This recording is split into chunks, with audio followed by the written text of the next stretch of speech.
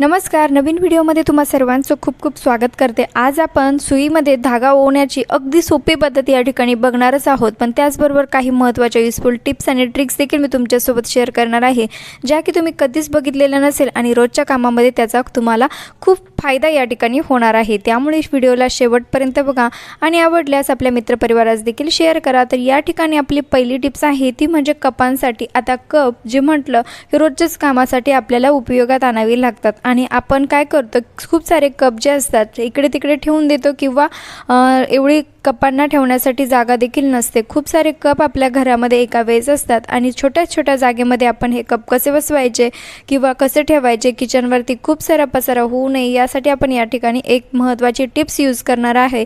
त्यासाठी बघू शकतात अगदी छोटीशी डिश जरी तुमच्याकडे असेल तर त्या डिशमध्ये तुम्ही खूप सारे कप एका वेळेस कसे ठेवू शकतात ते मी तुम्हाला सांगणार आहे। बघू शकतात अशा प्रकारे तुम्हाला हे जे कप आहे ते व्यवस्थित अशा प्रकारे एकात एक ठेवून द्यायचे आहे आणि असे जर तुम्ही धुतलेले कप जर असे ठेवले तर त्यामुळे काय होणार आहे की तुमचे कप देखील व्यवस्थित सुकल्या जातील आणि जे ओलावा ज्या कपांमध्ये राहतो तो देखील राहणार नाही किंवा वास देखील कपांचा येणार नाही। अशा प्रकारे तुम्ही खूप सारे कप एकाच डिशमध्ये ठेवू शकतात। बघू शकता आपण अगदी छोट्याशा डिशमध्ये हे कप अगदी व्यवस्थित ठेवलेले आहे।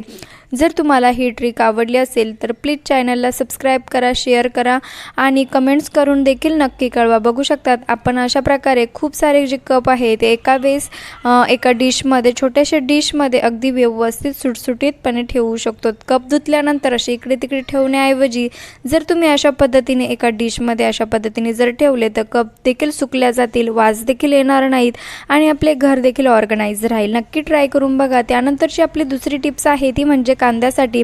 त्यापूर्वी तुम्ही मला सांगा की तुम्ही माझा व्हिडिओ कुठल्या गावातून किंवा शहरातून बघत आहात, जेणेकरून मला कळेल की माझा व्हिडिओ कुठे कुठे पोहोचला ते। आता बघू शकतात कांदा कापायला गेलं की कांद्यामध्ये असा एक घटक असतो की ज्यामुळे आपल्या डोळ्यांची खूप आग होते किंवा पाणी येतात, परंतु असं होऊ नये यासाठी एक ट्रिक वापरायची आहे। कांदा कापण्याच्या सुरुवातीला तुम्ही 5 ते 10 मिनिटांसाठी हा जो कांदा आहे कापण्यापूर्वी तुम्हाला फ्रीजमध्ये ठेवून द्यायचा आहे आणि त्यानंतरच आपल्याला हा कापण्यासाठी घ्यायचा आहे। बघू शकतात मी याला 10 मिनिटांसाठी फ्रीजमध्ये असंच ठेवलं होतं आणि त्यानंतर हे कांदे पूर्ण थंड या ठिकाणी झालेले आहे आणि त्यानंतरच आता मी याला कट करणार आहे। आता थंड झालेला जो कांदा आहे तो किती कापला वगैरे धुवून जरी नाही घेतला तरी त्याच्यापासून आपल्या डोळ्यांची जी आग आहे ती होणार नाही, डोळ्यातून पाणी या ठिकाणी येणार नाही। नक्की ट्राय करून बघा आणि हो, जे कोणी चॅनलवरती नवीन असाल त्यांनी प्लीज सबस्क्राईब करा, कारण मी नेहमीच असे युजफुल व्हिडिओ रोज घेऊन येत असते। बघू शकतात तुमच्या देखील डोळ्यांना कांद्यामुळे जर पाणी येत असेल तर ही ट्रिक नक्की ट्राय करून बघा। त्यानंतरची आपली महत्त्वाची जी युजफुल टिप्स आहे ती म्हणजे सुईमध्ये धागा जो आहे तो ओवण्यासाठी। आता बऱ्याच जणांकडे अशा मोठ्या सुया असतात किंवा छोट्या देखील सुया आपण यूज करतो, परंतु काय होतं की ज्यांचे डोळे चांगले आहेत, ज्यांची नजर चांगली आहे त्यांच्यासाठी हे सुईमध्ये धागा ओवण्याचं जे काम आहे ते अगदी किचकट वाटतं, किरकोळ काम वाटतं, परंतु काय होतं की ज्यांची जी नजर आहे जी कमकुवत आहे त्यांच्यासाठी हे काम खूप अवघड या ठिकाणी असतं। त्यामुळे आपण या ठिकाणी एक ट्रिक वापरून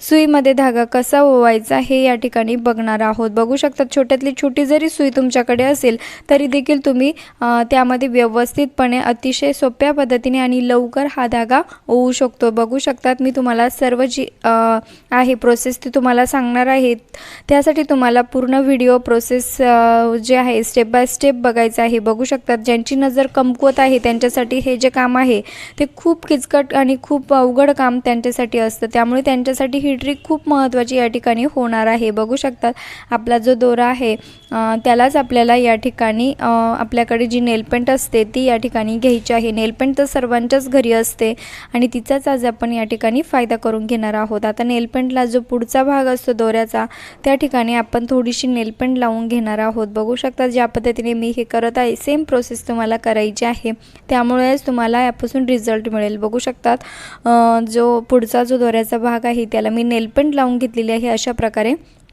आता जो नेलपेंट सुकल्यानंतर आपल्याला ह्या दोऱ्याचा वापर करायचा आहे। आता यामुळे काय होणार आहे की नेलपेंट सुकल्यानंतर हा जो समोरील जो भाग आहे तो कडक बनतो आणि सुईमध्ये जो आपण धागा ओवतो तो कडक झाल्यामुळे अगदी इझी टोकदार जो धागा असतो तो अगदी इझी सुईमधून जातो। कितीही छोटी सुई असेल तरीही त्यामधून आपण इझी धागा ओवू शकतो। नक्की ट्राय करून बघा। ज्यांची डोळे कमकुवत असेल त्यांच्यासाठी ही ट्रिक्स खूप महत्त्वाची येणार आहे। आणि हो व्हिडिओ जास्तीत जास्त शेअर करा, लाईक करा, कमेंट्स करा।